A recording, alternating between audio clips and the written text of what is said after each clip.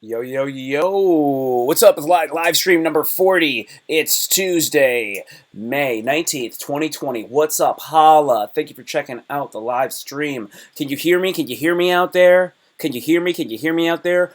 Warning. The views expressed on the live stream are 100% my own.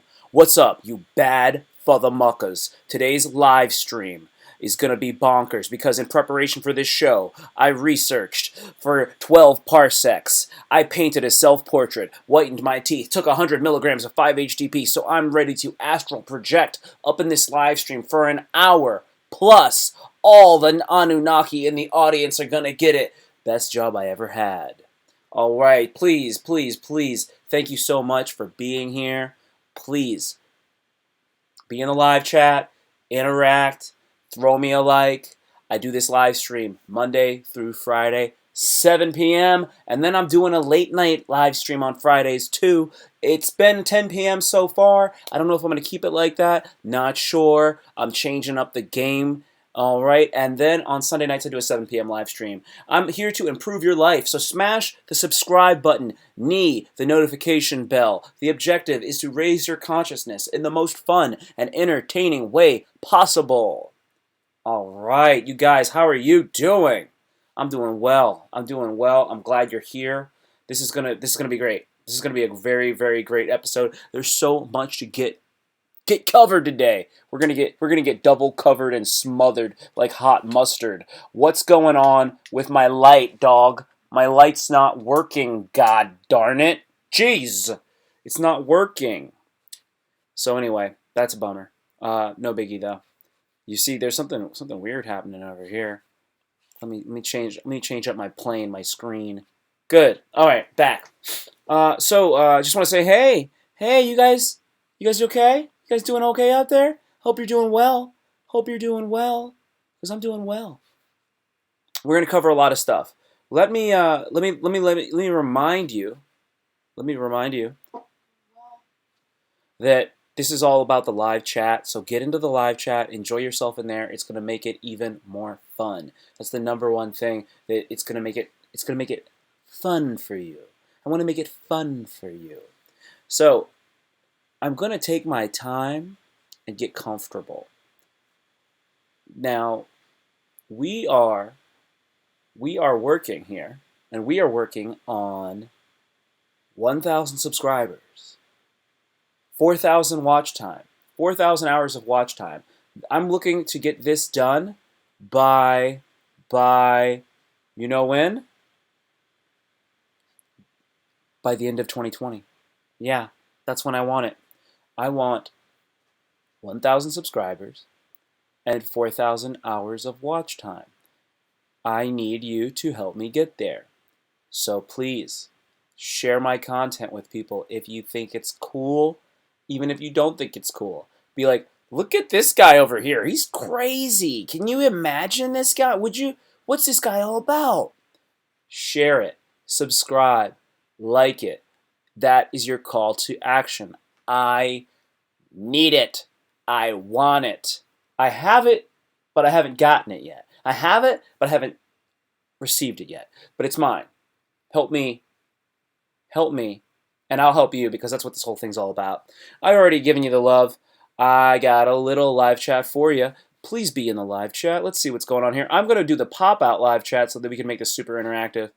Super duper interactive. My favorite thing about this is interacting in the live chat. Yesterday we had a great show, and I can't wait for more. Now, I'm using a new version of OBS. It's online broadcaster software, and I let my hair down. You see, my hair's hanging down now. I hope that doesn't throw you guys off. Like, I like it when his hair is up. I don't like it when his hair's down like that. It's too relaxed. He's too relaxed for me. I can't enjoy it. You will enjoy it. You will enjoy it. Oh, you can see my there you go. That's better. I don't want you to see the smoke and mirrors behind the curtain. That would be too much, man. That would be too much. Okay, so we're gonna get into it. Let's start off by doing our daily W's. Our daily W's. Just so you know, Just so you know, it's been 170 days since I smoked the herb. I haven't smoked the herb in a long time, and I put out a video on my YouTube channel about not smoking weed and how to continue to not smoke weed if you are on the path of not being a marijuana smoker. So I've been working on that, and you can definitely check it out. I'm going to drop the link into the live stream for you right now. Because you know what? Because you know what? You're worth it. You're worth it, okay? You're freaking worth it, man. Where's it at? Where's it freaking at? I'm trying to get you the link, man. I want you to see it. It's funny. It's funny. We're not gonna watch the video or anything like that, but I'm gonna get you that. I'm gonna get you that link because you know why? I want you to be able to quit the bud if you want to quit the bud. That's what I want for you. Boom, there's your link. I can share links. You can't share links. I can share links. You no. No, you can't. But me, yes, yes I can. It's good for me to share my link with you. All right, so that's my W, 170 days no weed. Also, I did the don't smoke weed type video, and I'll make it so you guys can just see what it looks like. We're not gonna watch it. I don't need you to watch the video or anything like that. Boom, and then yeah, that's just funny. Yeah, this is what it looks like. This is cute. It's cute. It's cute, you guys. I like to do cute stuff from time to time. I'm not all about being this megalomaniac or anything like that. Here it is. Can you guys see that? This is the video. See how to quit smoking weed, and then yeah, that's pretty much what it's all about. If you look down here, I have a video called "Diet on NoFap." This is called "Diet on NoFap." Now, I want to be clear about this video here called "Diet on NoFap." The "Diet on NoFap" video right here, you see that? This video, it's actually unlisted. I will throw the link to this video in into our live chat right now for you. That will be my gift to you. You know that? I want to hook you up. Oh my God, my light just popped on. Did you see that? It just popped on out of nowhere. That's crazy. Sorry, I can't even see what's going on back there. Yeah, okay, so you're gonna be getting the secret. You're getting the secret live chat link to my video that nobody else can see because it's unlisted. It's Diet on NoFap, and you've got it. You've got it because you're watching. So you earned that. You earned that link. I'm dropping links, kid. I'm dropping links, kid. So yeah, I'm happy for you. There it goes. It's in there. It's totally in there. All right. So we covered our first basic thing. We covered our W. There's so much stuff that I like covering that I didn't do the other day, and I want to be consistent with the live stream. So I talk about how we're in our 90-day challenge. We're going to be going until July 12th. This is 90 days of NoFap, and I am encouraging everybody to work on what are we going to call that? Yeah, we're trying to reset ourselves from the habit of watching prom. That's what the 90-day self-improvement challenge is all about. Now, part of the 90-day challenge was that you, as the viewer, were supposed to figure out things that you were going to accomplish over the 90 days and then set out to achieve those goals. One of mine was to run a half marathon. I did that 2 Sundays ago. During the course of the half marathon, I hurt my body. I got some pretty bad plantar fasciitis, and I also have a strained soleus muscle. It's both in my left leg. So since then, I've been walking all last week. I ran 4 miles last week. The rest of my distance was walked. I walked. Then today I also walked. Yesterday I walked. So last week I did 29 miles. This week so far I've done 8 miles, just walking, because that's all I can. Well, it's not all that I could. Well, it's what I'm doing now. So Set yourself some sort of goal. Another goal was to have 250 YouTube subscribers on my YouTube channel. I am sure that I will achieve that goal. I am 100% sure that I'm going to hit that goal, and I'm excited for it. So that's part of the self-improvement challenge we have until July 12th. We're deep into it. We're not halfway yet, but we're working our way in there. And yeah, we're doing our thing. We're doing our thing, and that's what's important. So let's keep rocking and rolling and ripping and killing it. And that's what's up. And we're going to move forward here. We're going to cover some of the things that are happening in the UFC as well. I want to make sure that we can get into there just a little bit. Just a little bit. Okay, so there's some big news. Big news. Oh, here's a line that was never rhymed. It's a rap line that was never rhymed. She only want me for my simp juice. My simp juice. She only want me for my simp juice. My simp juice. Lines never rhymed. She only want me for my simp juice. I love the movie Coming to America. My second favorite thing about Coming to America is when Clarence the barber said Martin Luther King punched him. You know that part of the movie? He says Martin Luther King punched him. That's my second favorite part of the movie. My favorite part of the movie is that Martin Luther King dropped him with a body shot. That's my favorite part. You gotta understand. You gotta understand. I'm gonna play it. Make my hair look like this. I'm gonna play the scene, okay? And hopefully we'll be all right. Hopefully we will be all right if I play it. And it might be a big problem.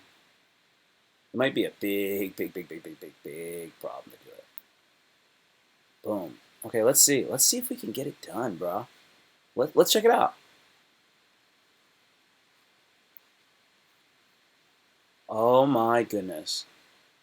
My hair look like this. Hey, what do you make your hair look like that for? I like wear natural. That's good, man. You know, I wish more of the young children today would wear their hair natural like Dr. Martin King did. Wear it natural like Dr. Martin Luther King did. Wear your hair natural like Dr. Martin Luther King. That's what it's all about. Okay, so check this out. So, Clarence, that's Clarence right here. Okay? See this guy? Clarence is actually, if I'm not mistaken, that's Eddie Murphy right here. Oh, wow. This is how we'll do it. So this is what he's saying. I met Dr. Martin Luther King in 1962 in Memphis, Tennessee. I'm walking around the corner, and then somebody walks up, punches me in the chest. I fell to the ground and said, Dr. King, Dr. King. He said, oh, I thought you was somebody else. That's what he said. You ain't never met Dr. Martin Luther King. I did meet Martin Luther King. You ain't never met Dr. Martin Luther King. You see, I did. No, I didn't. Who's next? All right. So that's all. Can you make my hair look like that? What you want your hair to look like that for? Anyway, that's what that is. So he says that he walks around the corner, and then somebody walks right up to him, punches him flat in his chest. He falls to the ground. He looks up. He goes, Dr. King. And then he goes, oh, I'm sorry. I thought you was somebody else. Why would Dr. Martin Luther King punch somebody in the chest? Why would he be punching anybody in the chest? And then the fact that he punches him, he goes, oh, I'm sorry. I thought you was somebody else. I don't know, man. That's so damn funny, man. That is so freaking hilarious. I can never get over that. I can never get over that shit, dude. Oh, it's so silly. Okay, so I wanted to just cover that because it makes me happy. This is our big news. This is our big news. Our big news is about Joe Rogan. See, I've been wearing a black shirt usually when I do these live streams because I'm trying to be some sort of mad scientist. But today I say, hey, you know what? I'm rocking my higher primate shirt. It's got a hole in it. This has actually been autographed by Joe Rogan. It's right here. It's above the mushroom. It was autographed right above the mushroom, right near the inverted marijuana leaf. So you can see there's a monkey right here. I want to make sure that you can see it. You might not be able to. Actually, you know what? If I turn it back this way, you can see it in the You can see it in the big camera right here. Yeah, so we get the monkey, and the monkey is sitting on the in lotus position, and then around it is a DMT molecule, and then there's different types of stuff. There's like weed and whatnot. So Joe autographed this right here for me when I met him once. I met him a couple of times, and then anyway, Joe Rogan has been doing one of the greatest podcasts of all time for the last 11 years through his website, YouTube, uh, Vimeo, I think he was on. He started on Ustream. So he was doing that for a long time, and he just announced something amazing. We're just going to go ahead and check that out online. This is what my live stream is all about. It's about covering current events and just keeping you guys up to date on stuff. So here we go. Let's check this thing out. Oh man, this is serious business here. I'm glad that you get to see it right here with me. It makes me feel happy, so happy. This is it. Boom. All right. If you can't already see, I'll bliggity blow this junk up for you. There's Joe. Okay. So check this out. Joe Rogan's podcast will soon be exclusive. What? Joe Rogan's podcast will soon be exclusive to Spotify. It's going to be on Spotify, ladies and gentlemen. And the Joe Rogan experience will soon go from being available on YouTube to being exclusive to Spotify in a deal worth more than $100 million, according to the Wall Street Journal. The following tweets are part of a live conversation detected by an algorithm. Okay, so that's what's happening with Joe. Joe's going to Spotify. He is going to be making money. It's going to be so big. He might be one of the richest. He might be the most earning comedian in 2020. I would have to say that. So let's go ahead and let's see what Joe absolutely has to say about that. We're gonna link to it right here, and we'll check this out. Pause. Blow this up. This is good, fair use material right here. You can't come after me, YouTube. And let's do it. I just want to make sure it's all set for you guys to see very well. Good. We're good to go. Here it comes. Hello, everybody. I have an announcement. The podcast is moving to Spotify. I signed a multi-year licensing agreement with Spotify that will start on September 1st. Starting on September 1st, the entire JRE library will be available on Spotify as well as all the other platforms. Then somewhere around the end of the year, it will become exclusive to Spotify, including the video version of the podcast. It will be the exact same show. I am not going to be an employee of Spotify. We're going to be working with the same crew, doing the exact same show. The only difference will be it will now be available on the largest audio platform in the world. Nothing else will change. It will be free. It will be free to you. You just have to go to Spotify to get it. Okay, that sounds like a commercial, Joe. I'm happy for Joe. We're happy for you, Joe. Good stuff, man. Good stuff. Spotify's the largest streaming platform in the world. Blah blah. That's great. He's got okay. That's awesome. That's beautiful. Beautiful. I'm telling you, he's going to be the #1 earning comedian in the world in 2020. And this is during a friggin' time where nobody can even really perform. He is amazing with what he's doing here, you guys. This is absolutely unprecedented. For sure, nothing like this has ever happened. The deal, let's see how much the deal is worth. Let's see how much this deal is. WORTH. Let's see how much it's worth, shall we? Okay, here we are at the actual Wall Street Journal. This is where the story first broke on YouTube. On Twitter. Spotify strikes podcast deal with Joe Rogan worth more than $100 million. His full library, dating back 11 years, is to hit the service September 1st and become exclusive before the end of the year. Joe Rogan is taking his podcast. They're not going to let me read the full story. Okay, this is the this would be one of the largest such deals in the rapidly growing podcast business. All right, you heard it, man. This is from the Wall Street Journal. Joe said it as well. Dude, this is big news, you guys. What do you think of that? What do you think of that? That's wild. I'm going to write that. We're going to have to drop that into the live chat. What do you think? What do you think of Joe getting 100? There's so many zeros. It's a 100 with 6 more zeros behind it. Boom, $100 million. I think it's worth it. I think it's worth it to Spotify. It's, I mean, he's kind of earned it, right? God, that's amazing. That's absolutely amazing. I'm blown away by it. That's the big story for today. That is the big story for today. He crushed. He crushed, man. No doubt about it. No doubt about it. All right, congratulations, Joe. That's why I wore the shirt. That's why I wore the shirt. Gotta look cute. Gotta look cute. Okay, next thing. This is actually something that's very disturbing, and I'm pretty happy that I actually moved away from this type of content recently because it's okay. So I was making black pill content for a little while on YouTube. I made about 16 different black pill videos, and I still might make content, but my whole aim with making black pill videos was not to encourage them. It was to actually bring them to the white pill and bring them to my whole message, which is positivity and improving your life. And the whole black pill incel culture is nihilistic, and their nihilistic approach to life is it's toxic and it's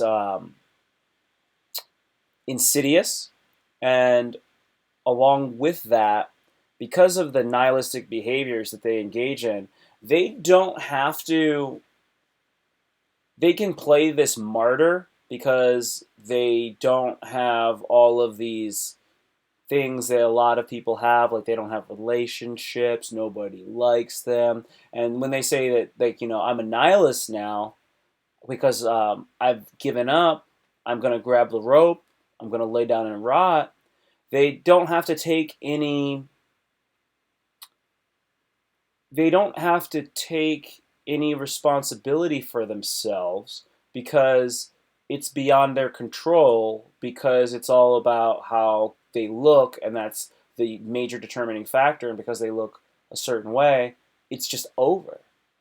And sometimes these people become so disgruntled that they do terrible things. There have been now, because this is going to be about that, unfortunately, there have been several instances where these incels have done violent terrorist acts upon people.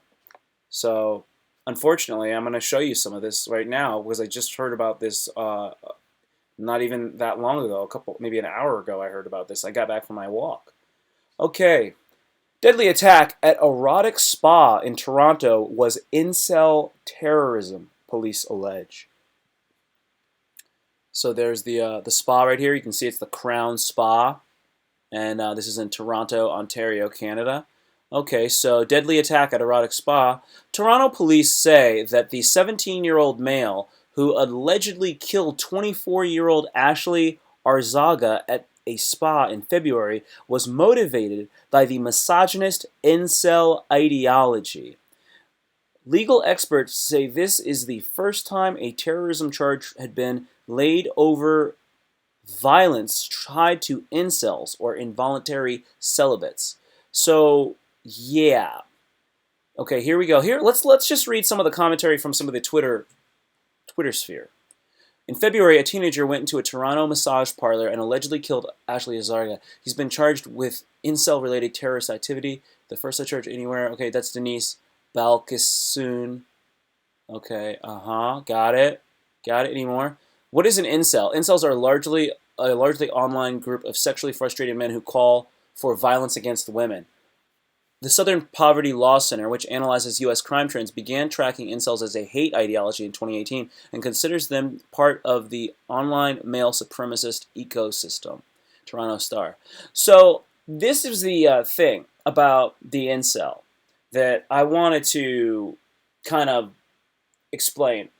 There are many more incels that are not actually violent, but they are incels. So this is something you have to understand. there are there are people that are in this culture, and they are proponents of violence towards women. And when God, this is the thing. There's nowhere near as many of these guys who are incels that are violent. It's not like every guy that's an incel is violent. In fact, there's virtually, when you think about, like, let's say there's 10,000 of them. Okay, there's five. There's five maybe in 10,000. That's my point. These guys, to be an incel means that you're involuntarily celibate. That means that you can't get sex from a woman. That's what it means. A lot of these guys that are involuntarily celibate are, in their mind, they're ugly, and that's why they can't get women, and then they become frustrated. That's what a black pill incel believes, right? That's like the darkest of all of them. They believe that because of the way they look, they can't get women.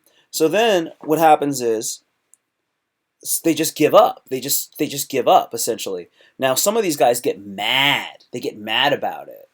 A lot of them are mostly just depressed, but they're not angry. So then they get mad and then they lash out. And this is the situation where they lash out. But the thing that needs to be understood is there's not as many. They're like when it says that like they are a lot. There's men who have called for violence against women. They're not all men who called against violence for women. This is like something that they say, but they don't do it. Because this is the thing. They're mostly, and what I mean by mostly is far, far, far large majority of these guys that are incels are they're completely losers. And they're they're they're actually harmless. They can do nothing more than what they can do behind a keyboard. They've got nothing. So that needs to be understood. They suck. These guys suck.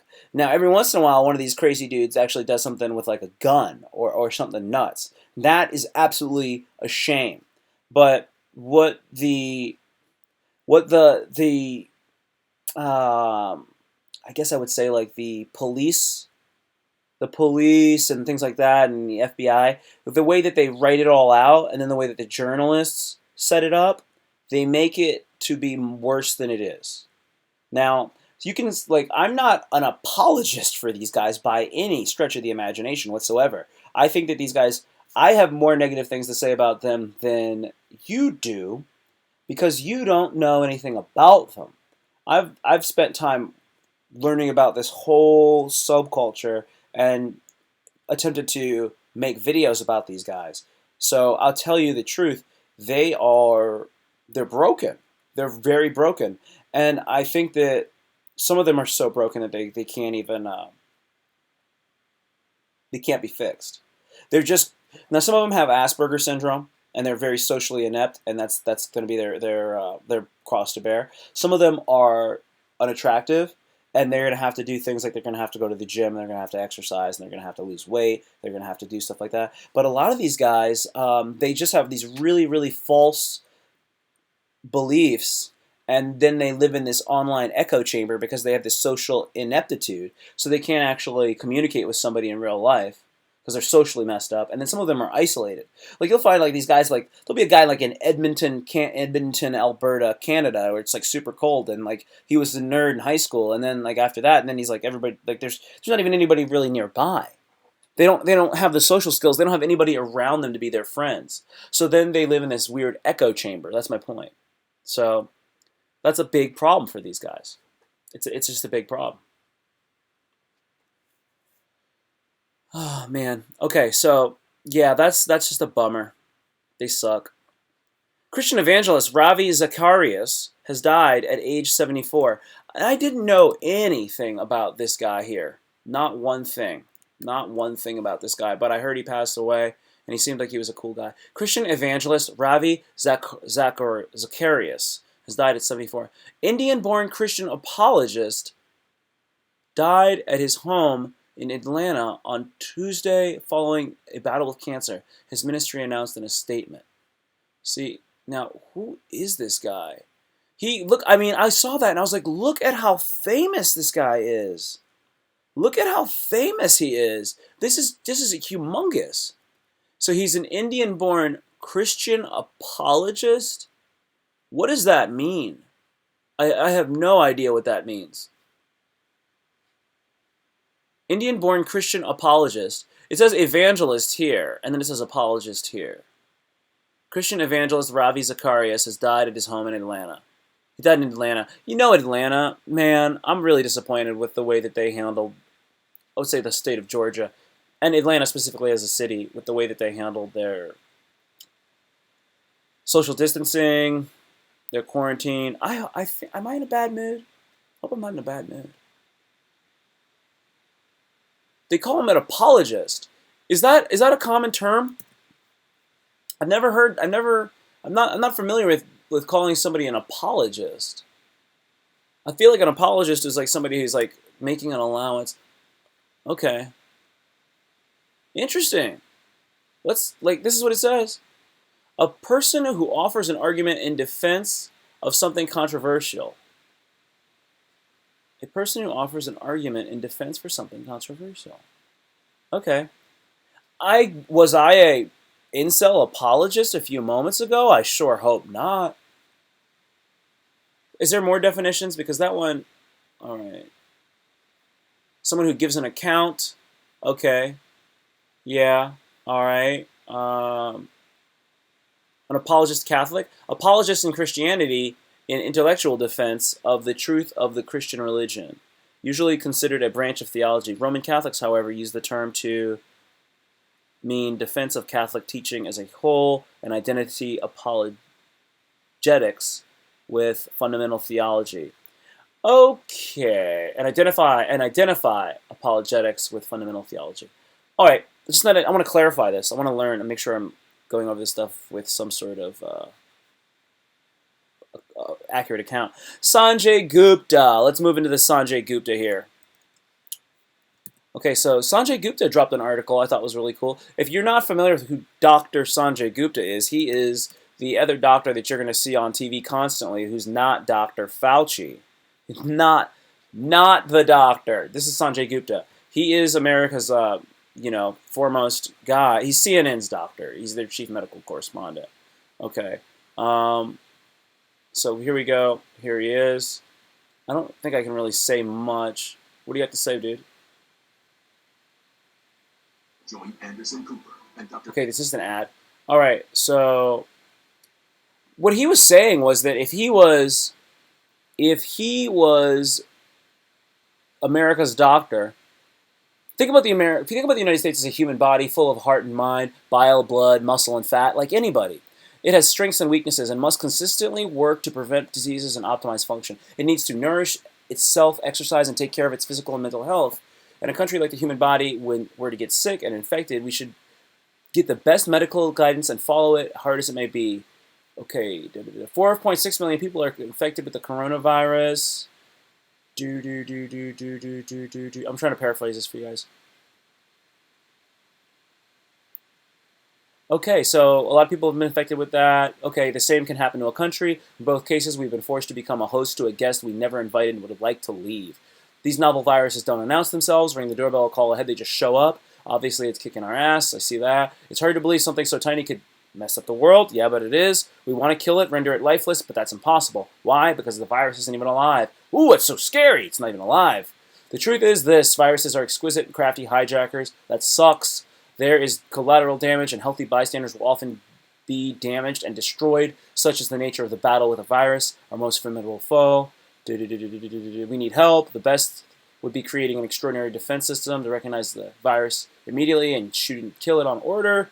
If the country were my patients right now, finally, let's get to the point. If the country were my patients right now, we would be having a conversation that would be important, tough, forward planning, and goal-oriented. Since I graduated from medical school nearly 30 years ago, I've had to have those conversations many times. Every now and then the patient is so sick there is no hope of recovery. Those, of course, are the toughest conversations of all, but that is not the case here. The conversation we are now having is a challenging one, no doubt, but I am also quite confident that not only can we restore the patient to good health, that's our country, by the way, we may even make the patient stronger than before, more prepared and ready to deal with this infection in the future. both doctor and patient, have to be willing participants here. I have to keep up my end of the deal, and the patient has to keep up their end as well. That means we got to do this. We got to do this. Stay at home. We got to do some of this stuff. Is what he's trying to say. That's what I'm inferring. Whether it's a body or a country, people want to heal and recover as fast as possible.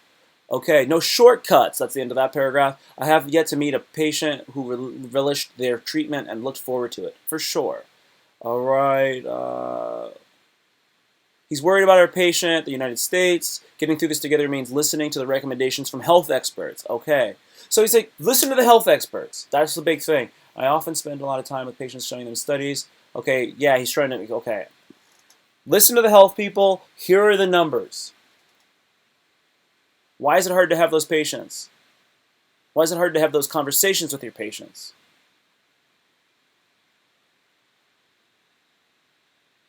It's serious, it's treatable, it's fixable. Let's do this together.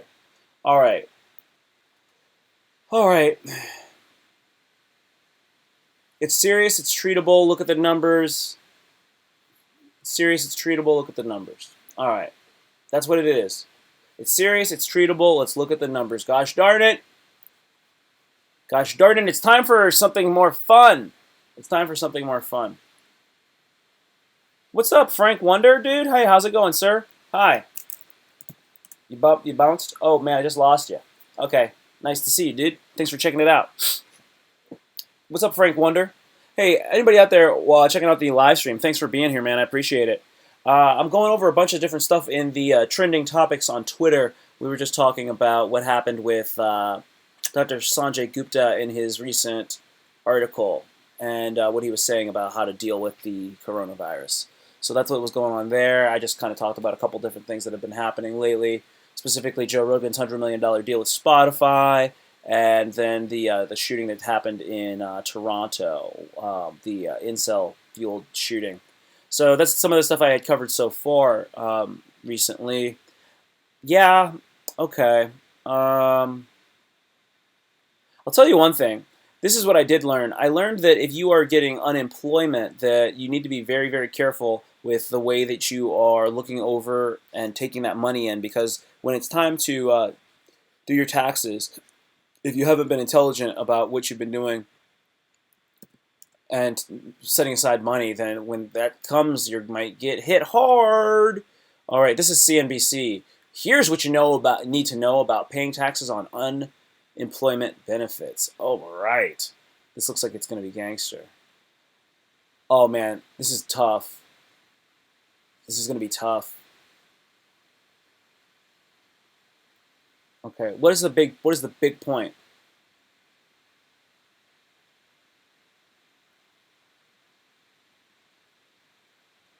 Okay. Yeah, you're going to have to do a lot of withholding. You're going to have to do a lot of withholding on those taxes. Excuse me. When you get your unemployment check, you're going to have a lot of it withheld so that when it's time for you to pay taxes, you have money to pay taxes if you owe off that unemployment, because you might get hammered. And when you don't have those money to pay those taxes, that's when the IRS comes knocking at heaven's door, and it's no fun when the IRS wants money from you, bro. They will put a lien on you, they will garnish your wages, they will take a microscope, and they will look up your butthole with it, and it's not cool. So you guys got to be watching out for that. Matt Lauer's back in the news. Everybody hates him. I'm not even going to talk any shit about Matt Lauer, because Matt Lauer is wiggity whack! Okay, here we go with this is time to show some love. I want to make this more positive. I got a lot of stuff to talk about, and I brought it up, but it's just kind of a little bit of a bummer, a little bit negative. So this is a really, really funny comedian in the D.C. area. I live in the Washington, D.C. area, if you're not aware of where this is being broadcast from. So this is Haywood Turnipseed. Haywood Turnipseed is a funny guy, and he does a great show at the DC Draft House. It's the DC. My hair's all weird. He does a great show at the DC Comedy Draft House in Washington, D.C., and I'm sure that he'll be back when it's back. So this one is about the D.C. government has quietly cut the funding for its street mural program. Now, this is the thing. We don't have the kind of street mural program that, like, Philadelphia does, man. If you want to talk about, like, street murals, Philadelphia's got some amazing street murals. But DC's got some. And I guess they're cutting that budget, man. I guess they got to cut that budget, dog. Oh, dude, but look how dope that is. Look at that, man. That's sick.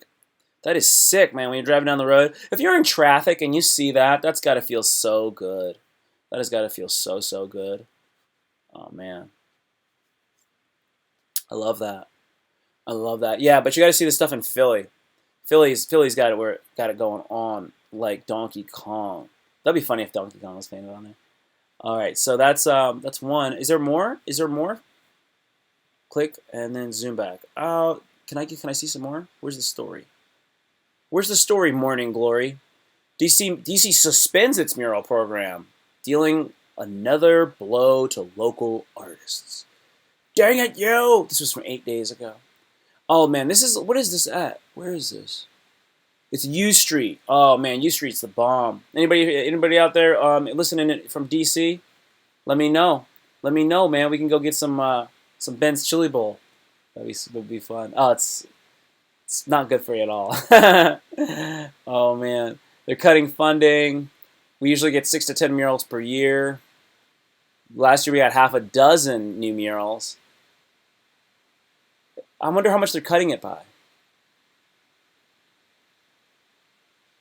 Wow.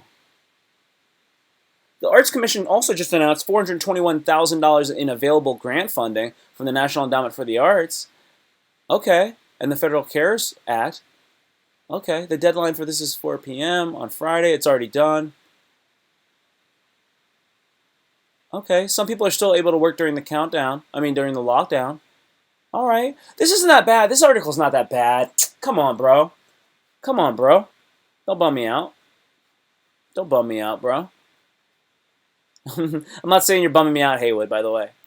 All right, it's time to go into our Urban Dictionary. We got to figure out what is going on. We're going to do our word of the day. Our word of the day with Urban Dictionary. Your mom is... Oh, boomer holes. Looks like boomer holes is going to be our word of the day, you guys. Blow this thing up. Oh, look, it's got a Sega ad up there. Say it. Say it. Sega! Okay, here we go. Boomer holes. When you move into a house previously owned by a boomer, and the floors have holes for cable TV wires, the wall has a phone jack for a landline, etc. We should get some posters and paintings to cover up all these boomer holes. Hashtag boomer. Boomer holes. Boomer holes. Dude, come on, man. Come on with this weak shit. Boomer holes. What are you talking about, man? Boomer holes. You know there's this term, it's called okay boomer. Have you heard about that? So that's what like people say now to somebody who's like a little bit, somebody who's a baby boomer. And if they're like inept with like technology or something, they'll be like, okay boomer. Okay boomer.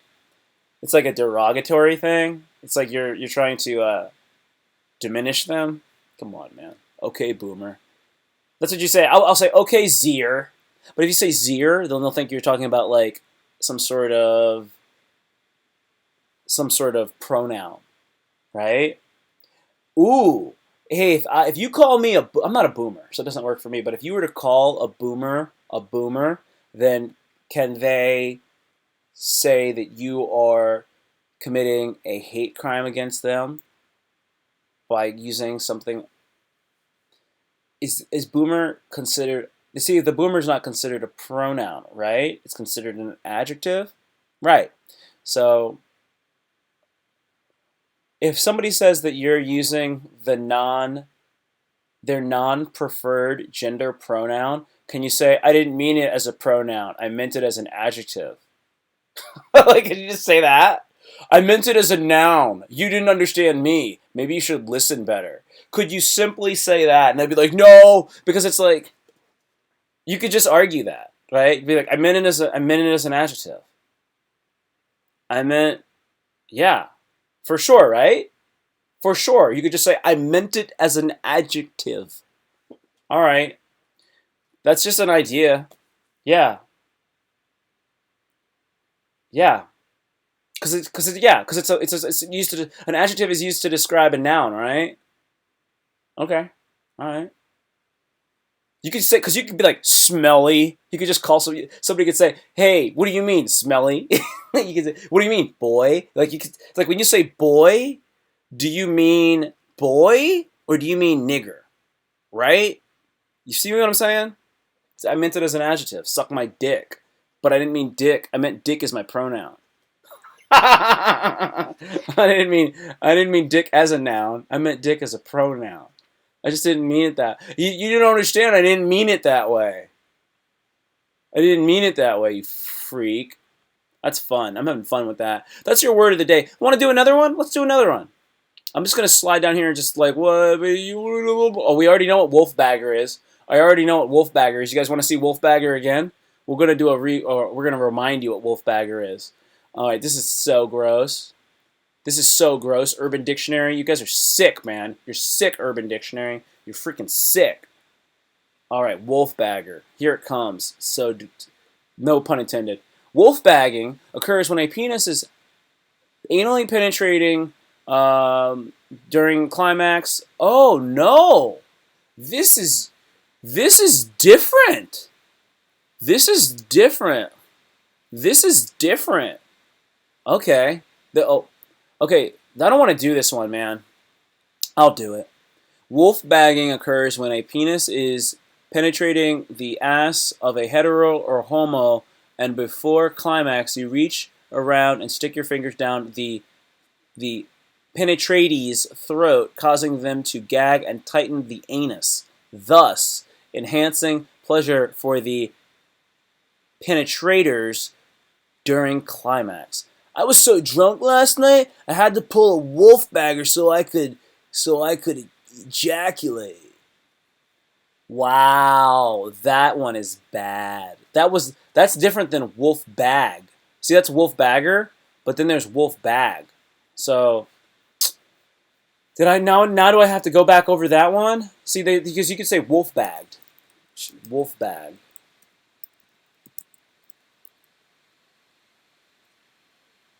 These are so stupid. Yeah, yeah. This is so stupid. There's a different one. There's a different one. This is dumb. Okay, so anyway, that was our Urban Dictionary. We do an Urban Dictionary word every episode, and that was our Urban Dictionary one. And I'm very disappointed in it. It was terrible. Let's see what's going on in the live chat. Hi, hi, Frank. How you doing, Frank? Cool. Appreciate the interaction, dog. Let's see. We're gonna check out my brother's vlog. This is Ant's vlog, episode 9. You've already been beat. This is Ant's vlog, episode 9. You've already been beat. Now, this is another vlogger out there. He's a vlogger. So this, what I'm doing here, is a live stream. I'm just being silly, I'm just being me, dude. Chick-fil-A and Dunkin' Donuts, and the rest of y'all are starting your morning 7 a.m. with Krispy Kreme donuts by the dozen. We're making our own homemade shit. We're keeping it dialed in, right? Yes, always. Always. This is my brother's girlfriend.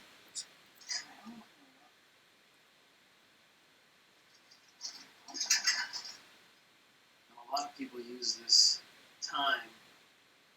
It's time to slack off. It's time to be lazy.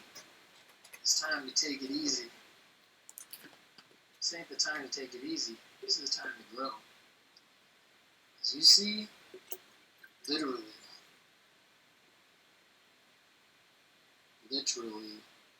I'm all about growth. These bad boys are growing so much they're busting out. He germinated them seeds. That's all I'm about. Everything I do, all the hobbies I find, all the activities I try to do. It's a nice countertop, dog. All about promoting growth. Granite countertop under there, man. This time in quarantine, Good seed. it's no different. That seed's germinated, dog. We're about growth. Growth. We're about growth in all aspects. All aspects of growth. And figuratively. Literally and figuratively. Anybody that thought we were playing games, or anybody that thought human for a second that I wasn't about that growth life? I didn't think that. What you see right here? Oh, snap. Huh? What is that? What you see right there? It looks like a plant. That's a 2-foot-tall avocado, baby. Dang. Because we only about growth around here. Oh, snap. You is. Only growth. Taking these bad boys right here. Who is? I know nobody. Taking these bad boys right here. Ain't nobody. Taking these bad boys. Those bad boys right there. Turning around and creating these bad boys. I don't know who doing that other than you. Okay. Okay. Ain't nobody. Who else is taking this? I don't know. Flipping him into this. I don't know who's flipping it raw like that. Dude, you killing it, kid. That's all we were about around here. That's all you about. Damn, she's giving the straight apartment number 2. She's trying to have y'all go after him.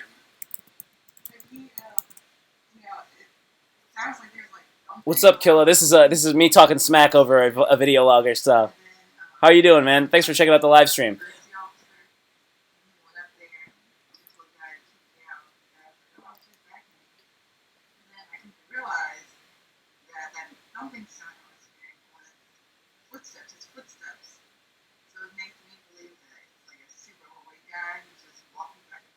You hear that? Are you hearing this? The dude is so heavy that when he walks, it's just his footsteps. Your size is disrupting your neighbors. We got a report. Call the police. Oh, dude, thanks for checking out my channel, man. I really appreciate it. Physique, man. You gotta work on that. You got a problem if your dude, physique is causing awesome. people to call the police for noise disturbance. Awesome, man. Let me turn this thing off real quick. Let me pause that. Is eating Chick-fil-A. He can't even wait to get back to his apartment. Oh no! Oh no, dude! Oh no! Oh, yeah. He's walking and eating this chicken sandwich. Dang. Okay, cool. I want to just pause that for a second and get back to this live stream. So, what's up, Jose, Frank, and Jose, and whoever else is out there? Thank you guys for checking it out, man. I really appreciate you guys. Yeah, you just discovered my channel. How did you discover it? Did you discover it through my videos, or did you discover it when you were just in your suggestions, whatever? How did that come up? It's interesting. I'm interested to find out. And then also, yeah, did you see my joke video? Is that where you heard about me? That's so ridiculous, right? I think that's how people hear about me. They hear about me through my joke videos, my nofap video, my no weed, no what else is there? I had some MMA videos out there. I'm not sure. We can yeah, doing great, man. Good stuff, dude. So I was showing you a little snippet of my brother's video. So my brother's living in Atlanta, so that's where I get a lot of my information about Atlanta and the issues that they're having with the social distancing, the quarantine, how COVID's affecting them, because he's got a lot of stuff happening down there where they had a stay-at-home order, and then he's got video footage of people in groups of 30 up and down the street running around crazy, running amok, and it's absolutely nuts. I'm like, what are you guys doing? What are you guys doing? Are you guys crazy? No masks, nothing, hanging outside, just not being smart. So that was some of that stuff he was sharing with me. I thought that was wild and crazy, Here is something that I think that you would be interested in. Let me share this book with you guys. I think this is valuable information that needs to be shared. I'm gonna purchase this book. I'm really into. I'm very into the psychology, philosophy, and things like that. So this is actually written by a Carol S. Pearson. So this is an American author, educator, and she's written a bunch of these books. She's like 76 years old now, but she wrote this book called, oh man, what is it called? It's about the hero. Yeah, okay, look at this. Awakening the Heroes Within, the 12 archetypes to help us understand ourselves and transform our world. The hero within, the hero within, the 6 archetypes we live by. Yeah, all these books look so dope. I'm sorry, you can't see any of that. Yeah, so this woman wrote these great books. The Hero and the Outlaw, Building Extraordinary Brands Through the Power of Archetypes. Magic at Work, Camelot, Creative Leadership and Everyday Miracles. Awakening the Hero Within, the Female Hero in America and British Literature. So she writes about heroes and stuff, and not like in some sort of weird storybook fashion. It's not fiction. This is nonfiction, and this is a legit author, PhD, and she's got a degree in like what does it say here? Ministry. So she knows about like theology. So she's taking a lot of these different aspects of the hero archetype, and then she's mapping them out onto our normal everyday personalities, and she's just writing these pieces of literature that help you to understand yourself. So they have this like concept where there's like the man, and the man is all of these different things, right? So the man is a lover, the man is a warrior, the man is a king, and the man is a magician. The man can be a couple other things in there too. Like there's a hero in there too. Like the warrior and the hero are a little different. The king and the hero are a little different. So there's the big ones though. There's the warrior, there's the king, there's the magician, and there's the lover. And you're a combination of all of those. And at varying times in your life, you're more of one than the other, and blah blah blah. So this is a great author. And I actually think it's interesting because when you run into this type of literature and this type of writing, oftentimes it's from a man, and I think it's good to read stuff that women wrote because they got a really unique perspective that we don't have. 'Cause I know it's obviously it's not sexist or anything. It's like I think it's good to read women's stuff too. Like I sound like a sexist or a misogynist. I'm just saying like no, it's definitely good, right? I see something popped off in there. Let me see. I'm sorry. I think I missed that.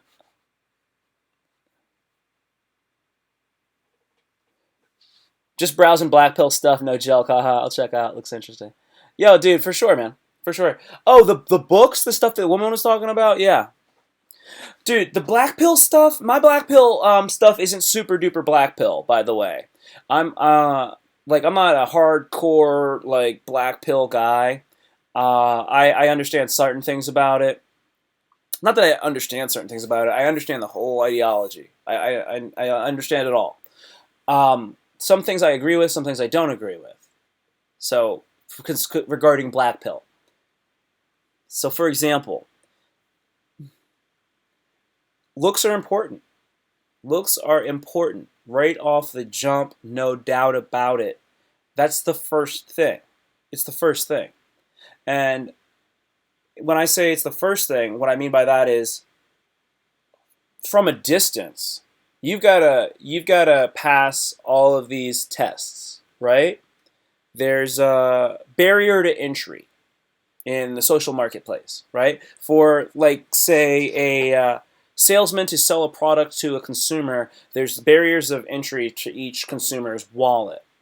And using that analogy, if you from across the room don't even have the right frame because of like your height or just like your shoulder to waist ratio, the way you're shaped, you're not gonna boom. You fail the first test, you're already out, right? So move like from 30 feet away, you might pass the test, and now you're 10 feet away. Then she's got a better look at you. Boom, you fail the test at 10 feet. Now you get right up next to her, and now she can see like all of the definition, the lines in your face, all those kind of things. So looks are very important right off the jump. Now, obviously, if you got a terrible jaw, that sucks, right? Obviously, if you got your nose is too big, that's bad. Like everybody's got pros and cons, and you have to try to balance it out. Now, you can't be a guy who just thinks that it's gonna be cool just the way you are, unless you are already more attractive than you got to be more attractive than I'd say 70% of the guys. If you're like more attractive than 70% of all dudes, then you're probably good to go. In hey, let's say 7 out of 10 situations, right? And then from there, you can just kind of approach and just be yourself. And if you have a decent personality, and you're like, if there's 10 guys, only 2 guys are better looking than you, then you're gonna be good to go, man. You're gonna be good to bro. You're gonna be good to bro. So that's what I agree with. That is what I agree with regarding that. Um, but beyond that, there's a lot of other things that I think are really important. So one of the first things beyond your looks is you need to have your shit together. What does it mean to have your shit together? All right, so having your shit together means that you have stable income. You have income coming in. You actually have a cash flow. You have your own place. You have your own car. That is what it means to have your shit together. You don't need to have a big time education and all that kind of stuff. You just have to have your shit together. Okay? That's that. Now your body, it's already a given. It's already a given that you have a good physique and that kind of understanding. So you gotta have a mouthpiece. You gotta be able to communicate. You got that going, then you're good. Your shit's together. You got a crib, you got income, you got a car, you look good, your body's good, your brain's working right. Solid. You don't even have to be super high status. That's that.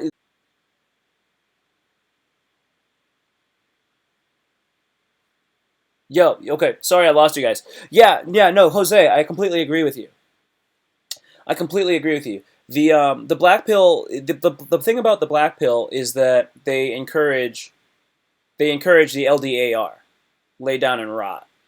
They encourage getting the rope. There's nothing with that. That's that's terrible.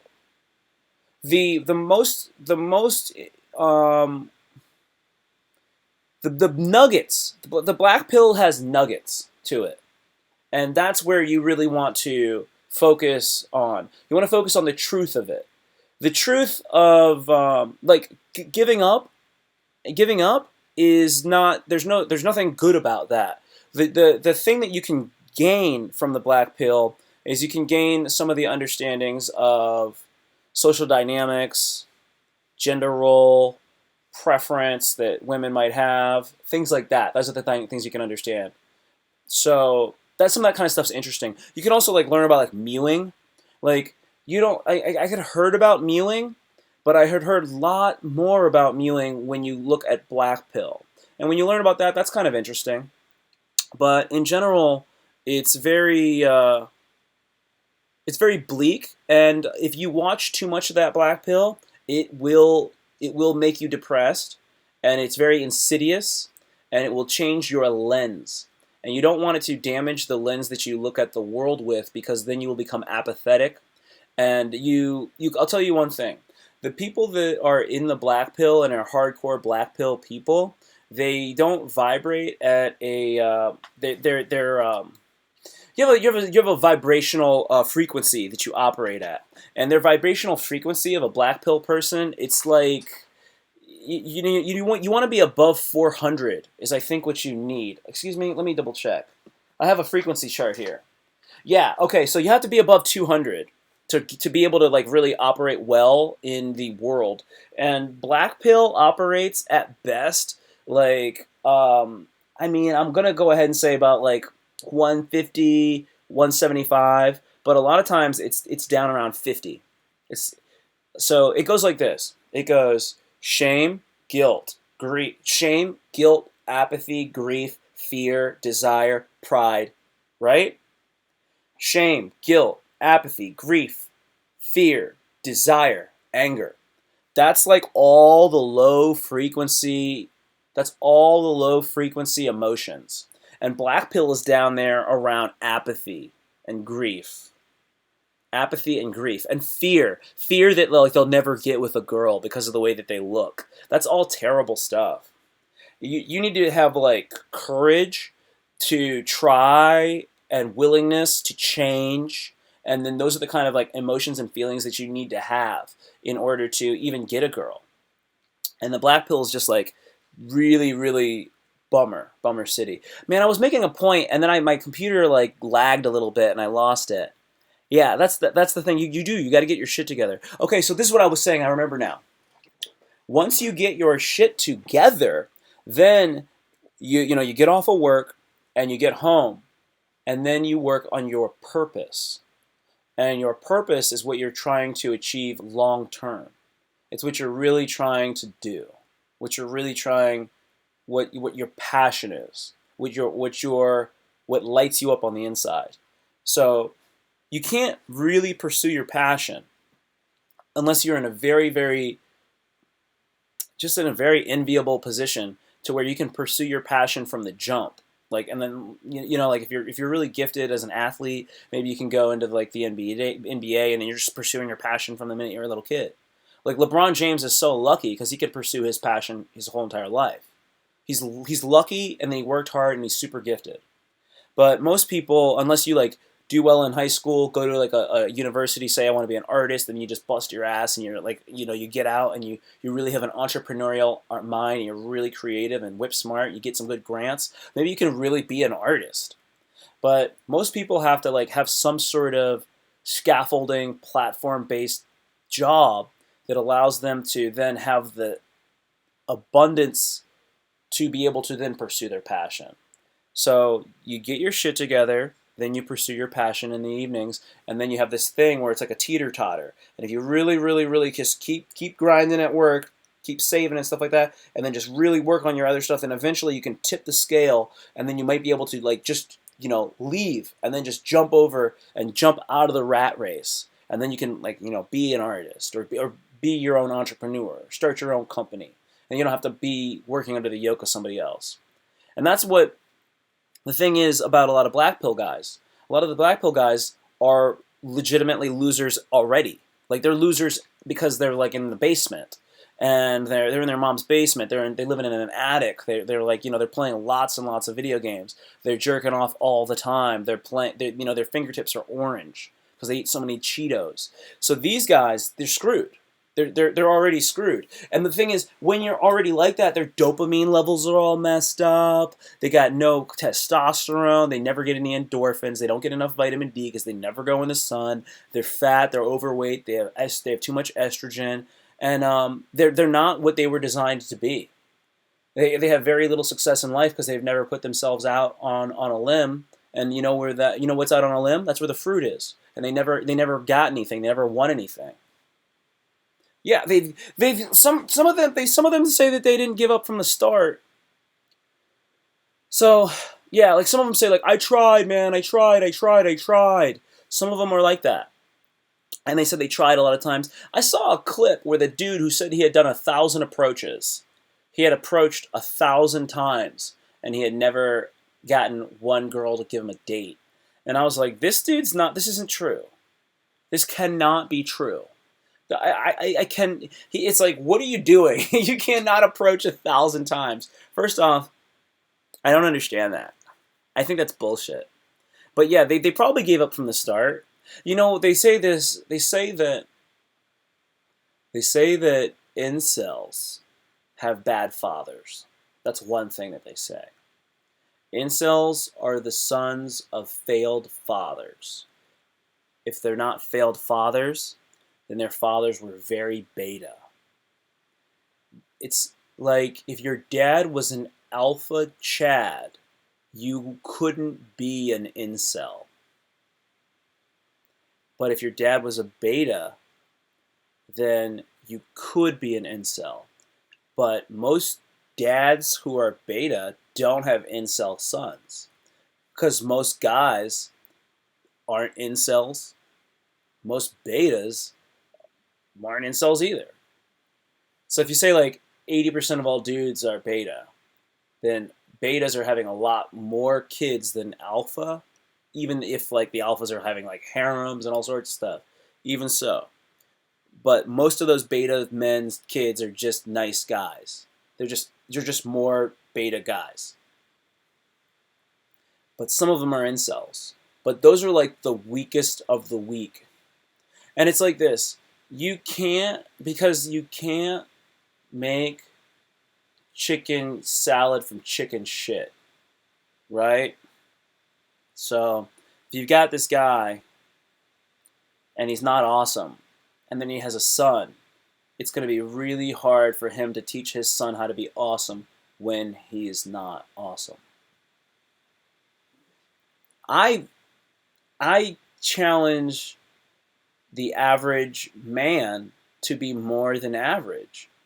I think that the average guy has the burden of being better, and that if you're average, you've already lost. You can't be average. Because now here's some more black pill stuff. The average guy doesn't get the average girl. The average guy gets a slightly below average girl. Because the average girl can get a good looking guy. You see that? So when the average girl gets the good looking guy, then the girl below the average girl, now she's available. She might even still be able to get a good looking guy because they can hold out. And that's because of these different gender fallacies, right? Like the woman is the gatekeeper of sex, but the man is the gatekeeper of the relationship. So if you want to get married to a pretty woman, then you have to be willing to hold out for a pretty woman who wants to be in a relationship with you. That's what you have to do. And you have to decide and make that decision and stick to that if that's what you want. It's tough. It's tough stuff.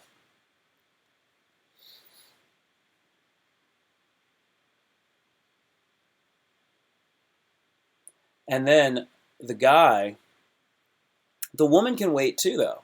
The woman is the one that can really choose whoever she wants to be with. She can choose, but she can just choose to be with another guy. And women are a little bit better at that, it seems. Women are a little bit more picky than guys. They have to be, right? And that's what it seems like they are. Not a bad live stream. Not a bad live stream.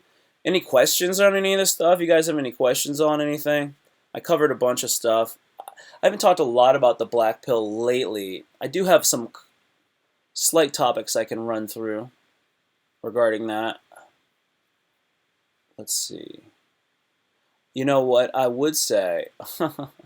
just to make, just, yeah. I'll leave it to you. I'll leave it to you. I had a guy who used to watch a lot of my content, and he was black pill, and he was super depressed, and he was very, very negative. And the issue is that his negativity was what was destroying him. It wasn't that he believed in one ideology and that was destroying him. It was in his own mind. He was literally mentally ill. He had a personality disorder. I don't know any black pill men personally. I only know them through the internet. So it would be tough to say I know a guy who's black pill. I know some guys who say that they're red pill. I think that you can get everything you need to know from the red pill, and then you can look at the black pill a little bit. And I actually think that a dark red pill is one of the best ways to look at things. It's a dark red. Like a deep, not like a cherry red, but like something like a really deep, like a black cherry. I have some cherries right here. Like not a maraschino cherry, like something like this kind of thing. I don't know if you can see that or not. Yeah, like that kind of red. That's the kind of red you need. Yeah, it's like a little bit of a dark red. hmm This is one thing I heard recently too. That yeah, it was written by a psychologist and Saz Szaz Sazaz. It's supposed to be this great book. I'm gonna look it up really quick right now. Oh yeah, he's a psychiatrist. It's Thomas Sazaz. Let's pull it up on the screen for you. This guy looks interesting. Okay, cool. I'm an educator, dude. I am an educator when it comes to this stuff. So Thomas Sazaz is a Hungarian American psychiatrist and psychoanalyst. So basically, what he said was that there isn't any mental illness, and that everything that you suffer that you think is a mental illness is an issue with how you're living life and your environment, and you need to fix those things. So I remember I was really depressed, and I went to a psychologist, and the guy told me to not smoke weed Monday through Friday and to get a better paying job. And that's all he said. And I started just looking for a job like that week, and I already started feeling better. Like just looking for a job and like really being like, I'm gonna look for a job. All right, I'm gonna listen to what this guy said. And he said like, buy this book, and he like gave me the ISBN number, and I just ordered the book. I like did like 3 things he told me to do like that day, and I already was like, wow, I'm doing good. And then I like went looking for a job. I was on a job interview like within 12 days. I didn't smoke for like I didn't smoke for like more than a week. Like I just stopped smoking immediately. I went looking. Yeah, I mean, he was just like, yeah, dude. The reason why you're bummed out is because he was like, well, you said you don't have a job, you're not making a lot of money, and yeah, he's like, well, get a job, and then start making money, and then you'll probably be okay because those things are like fixable. He said that like when you are bummed out and everything is great, that's when you have problems. He said if you're like if there's like something that's fixable, then you go fix it. And this guy wrote a book called The Myth of Mental Illness. So this is supposed to be, you got to read this book.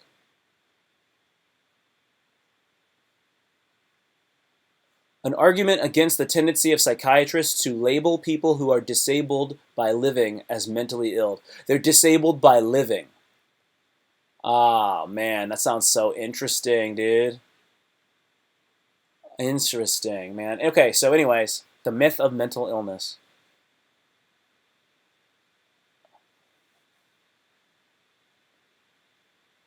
Dude, you discovered the red pill through a friend? Yeah, man. Most, God, man, you got a good friend. You know what that means? It means that you're a good listener. Oh God, you're so right, dude. You were so right, Jose. The the yeah, I didn't even like him that much, but he's definitely helpful. Um, if you've heard it's like in Fight Club, they say the number one thing about Fight Club is you don't talk about Fight Club, right? So when it comes to the red pill, there are some people that say you can't red pill people. And I don't know if you yourself have tried to red pill another guy. You never try to red pill a woman. Don't do that, even if you think she's cool. Because this is what usually happens. When you try to red pill a woman, her head will explode, and that's a big mess. You would never do that to somebody you're dating, by the way. You know that. You have to know that already. I know you know that. Okay. So you never red pill somebody you're dating. You never give them the red pill. And if you tell a woman if you do try to red pill a woman, a lot of the times their head will explode, as I said, or they'll do this fake thing where they go, I already knew that. I already knew that. And you're like, no, you didn't. You did not know any of this stuff. You're so ridiculous. It's, and I've said this before, but you probably never heard me say this because you're new to this. there's this thing that people do when you have an epiphany and you've like kind of found something like within the universe where like, oh, I found a consistency, I found a redundancy in the matrix, the pattern of the matrix, right? I found a glitch. And then you tell somebody about it and you articulate this idea to them, your discovery. And you do it in a very eloquent fashion. It's very easy to understand because, you've really thought about this thing and you're excited about your discovery. You tell them and they understand you. And they understand you. And because they understand you, they go, oh yeah, no, totally. I totally knew that. They knew that. You knew that. You didn't know that. I know you didn't know that, motherfucker. I've been talking to your ass for a long time, and you never fucking come to these kind of conclusions. What the fuck are you talking about? You knew that. It's this weird shit that people will do. So, I remember actually trying to red pill somebody, and I did that. Not a guy. I did that to a woman, and she was like, I already knew that, and I was like, you didn't know that shit. You didn't know that shit at all. That's ridiculous. Of course you did not know that. Not that like she couldn't. Just this woman in particular didn't, and they did that thing. But that thing is not unique to even her. It's very common amongst people. But I've tried to red pill guys. I had a friend who I was trying to red pill once, and his wife. Ugh, it was disgusting. I'll tell you this terrible story, and then I'll get off the live stream. I really appreciate you checking it out. Plato's Cavern. You tell people about a red pill and they act like they already knew or you are crazy. Right, no, exactly. Absolutely. Plato's Cavern, man. Let me write that down.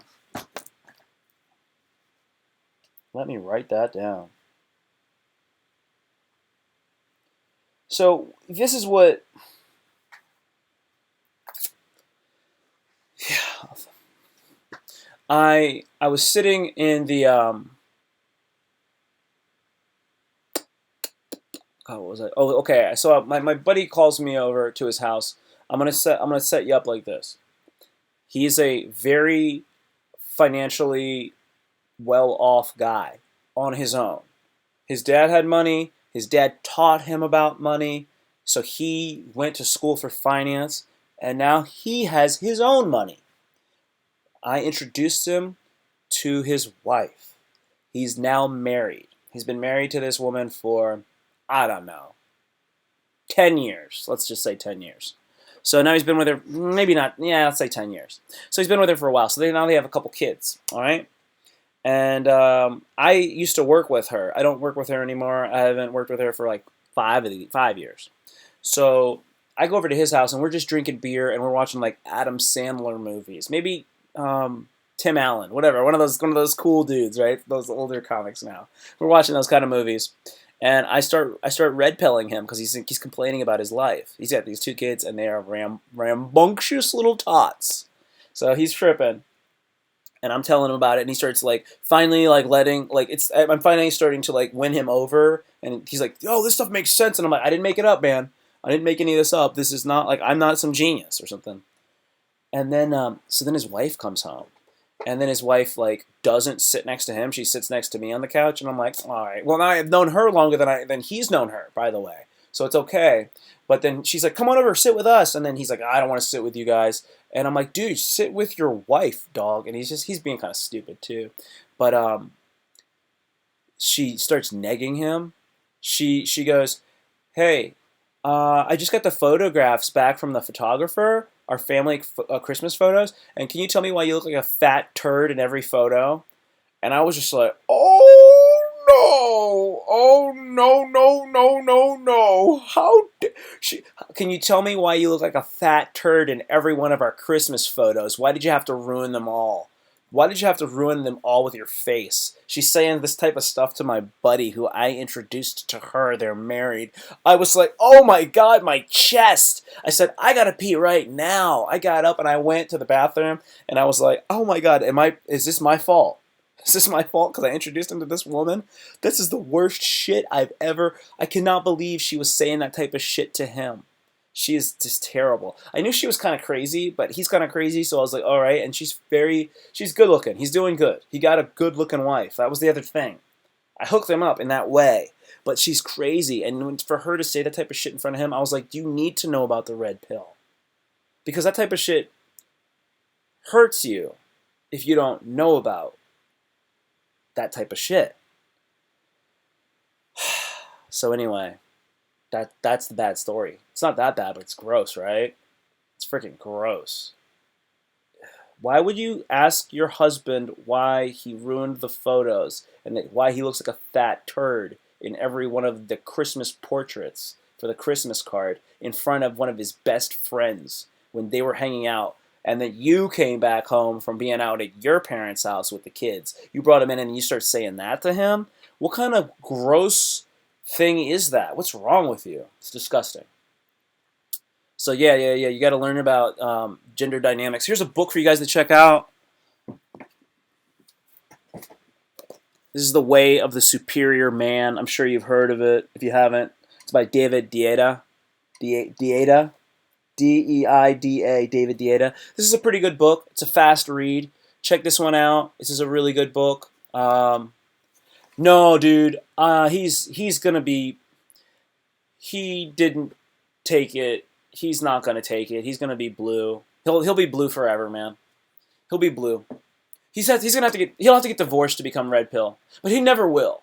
You know what I mean? He'll never take the red pill. I have a theory that if you're from the hood, see, I'm not from the hood, but I'm black, and I'm black in like a lot of ways. Like, you can hear me talking, you're like, okay, I don't talk like a gangster or something like that. Maybe I'm like a surfer kind of intellectual guy, but I'm black, and I'm black in a lot of black ways. Like, certain aspects of my life I don't want to get into right here. I think that people who are like from the ghetto, like I got my family from Baltimore and stuff like that, and I think people that are straight up from the hood are almost black pill from the jump, because life is so bad you're already black pill, and there's a lot of truth to that too. Not in all situations, but you can kind of see what I mean. So like, I was sort of a little red pill anyway, because like I never had issues with women and whatnot, and he kind of had issues with women. Hence me introducing him to his wife, right? You know what I mean? So like, when you're kind of like a little bit better with women, I think it's a little easier to be red pill. I think it's a little bit easier to be red pill if you listen to like a lot of, if you're just the things that you're into growing up. But Jose, man, it was good talking to you, dude. I appreciate it, man. I hope you subscribe, and then you can check out my live streams and my YouTube videos. And if you have anything you want me to cover in any videos, any topics, please let me know. Otherwise, I will check you again soon, dude. I really appreciate you being out there, man. It means a lot. And this is for everybody out there. If you're dealing with any sort of depression or anything like that, remember that suicide is a permanent solution to a temporary problem. I got your back. Oh God, thank you so much, dude. This, if you subbed it, you get that. Awesome. All right, thank you guys so much. I will be back again tomorrow at 7 p.m. I appreciate you. You rock. Thank you again. Peace.